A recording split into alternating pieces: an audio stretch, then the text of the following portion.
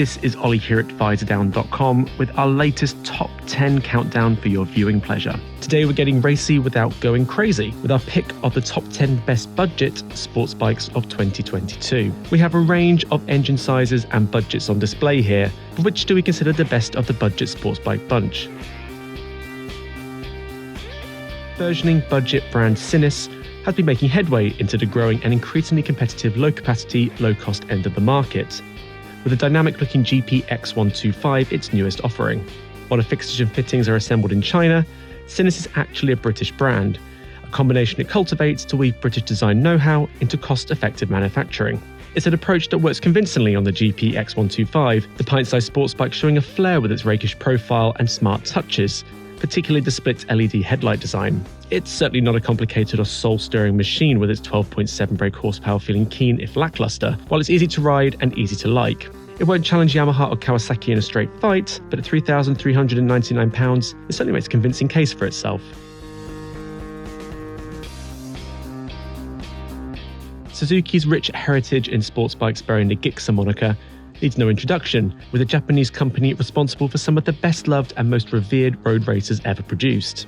It's a fondness that extends to the smallest iteration of the franchise, the GSX-R125, which has remained popular enough to outlive most of its siblings now. Much like its bigger GSX-R1000 brother, the GSX-R125 is not in the first flush of youth and certainly feels its age compared with its rivals here. However, there remains life in the old puppy yet, with the pronounced snout and curved fairing arguably more attractive than the GSX-R1000, while it looks resplendent when specified with the blue and silver livery that pays homage to Suzuki's title-winning MotoGP effort. It's not the best value, but the GSX-R125 is a keen, if not terribly refined, performer, with its feathery 137 kilograms in weight, squeezing every trot from its 15 brake horsepower, while robust mechanicals and Suzuki's no-nonsense engineering offer up valuable peace of mind. And now for something really rather different. The FB Mondial Sport Classic, or Pagani 1948 as it's otherwise known, is a unique and evocative left-field option in this segment. While the cowled front fairing and porthole headlight might make this more cafe racer than out-and-out sports bike, the Sport Classic is rooted in FB Mondial's rich heritage of World Championship winning racers of the 40s and 50s. Available with either a 125 or 300cc engine, the Sport Classic looks and feels like a quality product too, with neat touches such as the raised tanks and stylish short exhausts. 300cc version feels more mature and refined, even if it doesn't quite tally with the grandeur of its exterior, but while the Piaggio-sourced 125cc engine might be a touch too nostalgic for a younger buyer seeking something trendy, nothing else in this sector offers more charm. Of the many Chinese manufacturers making inroads into European markets, CFMOTO has been the most proactive and impressive thus far, with its entry-level sports bike, the 300SR, a confident offering in a competitive segment. As a company with strong ties to a number of other manufacturers, the CFMOTO 300SR is something of a mongrel, with its Kawasaki engine and KTM mechanicals, while it has even made use of the Austrian firm's preferred stylist, Kiska, to give it a distinctive and, in our eyes, attractive finish. It isn't terribly sophisticated, and one can tell it hasn't gotten hold of the newest parts from the Kawasaki bin, but a 29 brake horsepower engine is eager and revvy, while the 300SR tackles bends with gusto. While the fit and finish of Chinese-built motorcycles haven't inspired confidence in the past, the 300SR feels solidly put together, certainly enough to justify the tempting just over $4,000 price tag. KTM may have ducked out of the big sports bike segment, for now at least anyway, but its smallest offerings, the KTM RC390 and RC125, are still going strong, satisfying a demand for its distinctive low-capacity offerings alongside the Duke and Adventure. The RC390 and RC125 twins received a much-needed update for 2022, with revised styling, tweaks under the skin, and more generous gadgetry. A redesigned nose and sculpted fairing give the RC pair a more angular appearance than before, while KTM has sharpened performance on the road with a 44 brake horsepower engine, making the most of the well-balanced handling. It's also surprisingly sophisticated for such a small motorcycle, with WP Apex suspension and slick quickshifter, giving the RC390 and RC125 a premium feel, which is just as well because at a respective £5,649 and £5,049, it commands a fairly hefty price premium over the opposition.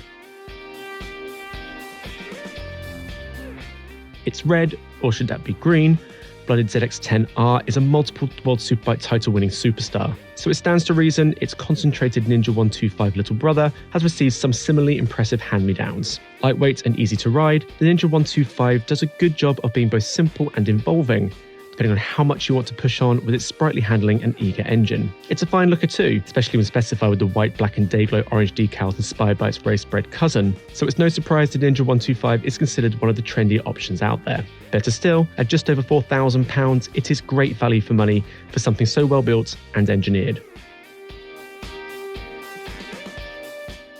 Aprilia's venerable baby sports bike has been the poster boy of the segment for decades. Ever since its screaming, rev-happy two-strokes of the 1990s tore up the streets in a haze of smoke and vapour. Times have now changed, and today the smallest Aprilia in the range, the RS125, is an altogether more sophisticated machine, one that draws inspiration from the most premium and honed of the big sports bikes, the RS V4. With 14.7 brake horsepower, inverted forks and top-notch spec, the Aprilia RS125 is desirable, a looker with its distilled RS V4 touches, and is sure to put a smile on your face. You won't get much change from £5,000, but if you can stretch to it, the Aprilia RS125 is almost neck and neck with the Yamaha R125 as the best 125cc sports bike around. With a rich and illustrious history of sports bikes stretching back through the decades, Yamaha's pedigree when it comes to honed races for the road need no introduction. Better still, Yamaha has bestowed upon us its skills and know-how across the board, with everything from the flagship R1 to the midweight R6 Sprinter, right down to its smallest offerings here, the R3 and R125. This latter approach means buying even the R125 makes you feel like you belong in esteemed company, not least because Yamaha has done a great job tracing the handsome, understated looks of the R1 onto a smaller canvas. As with every Yamaha, the R125 and R3 are well engineered, thoughtfully designed, and feel like quality products, which goes some way to helping to justify the R125's lofty price tag of £5,000, while the R3, which offers up 42 PS to its siblings 15 PS, is just under £1,000 more. A characterful engine and involving dynamics complete a package that will have you feeling like Valentino Rossi in no time. Now, we'll admit this perhaps is pushing the description of what a budget sports bike is, and in reality the Kawasaki NInja 650 rivals only itself here. However, while it is comfortably the most expensive sports bike here at £7,299, you are getting a lot of motorcycle for your money.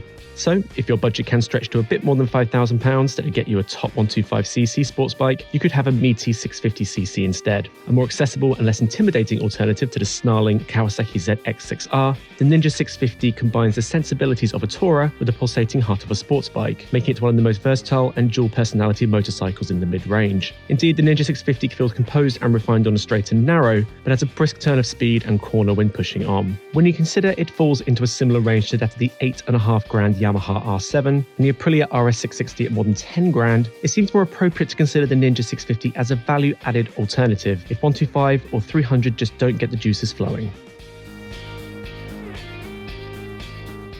There is something pleasingly conventional about the Honda CBR 500R, largely because it's actually very unconventional in its approach. Indeed, while motorcycles in the 125, 300 or 600 bracket are commonplace, Honda's move to strike right down the middle with a trio of 500cc models puts them in a class of their own, one that borrows the benefits of both below and above to create a superbly rounded product. The result is the practical Honda CB500F, the brilliant Honda CB500X, and this, the sporty CBR 500R. Fulfilling the sports bike brief without cutting the engine size down to a 300, the CBR 500R is the milder-mannered and more usable sibling to the CBR 650R. Don't let that evaluation put you off though, for the CBR 500R is all the better for it, since it emboldens its well-judged engineering by being outrageously fun to ride, feel quicker than its 47 brake horsepower might suggest, and stay as refined and composed as a much bigger Honda sports bike. Better still, when you consider its A2 compatibility, quality feel, and the peace of mind that comes with owning a Honda, the £6,499 price tag makes the modest premium over smaller, slower, and more basic 125 and cc rivals a no-brainer if you can stretch to it. Frankly, it was surprised rivals have been so content allowing Honda to reap all the rewards of what a 500 can offer. That's it from me. So, do you agree with our choices here? Do you want to celebrate us or troll us? Be warned, we give as good as we get. Either way, please do like and subscribe to the Visordown YouTube channel, for we have videos aplenty ready to slide into your news feeds. Until then, ciao for now.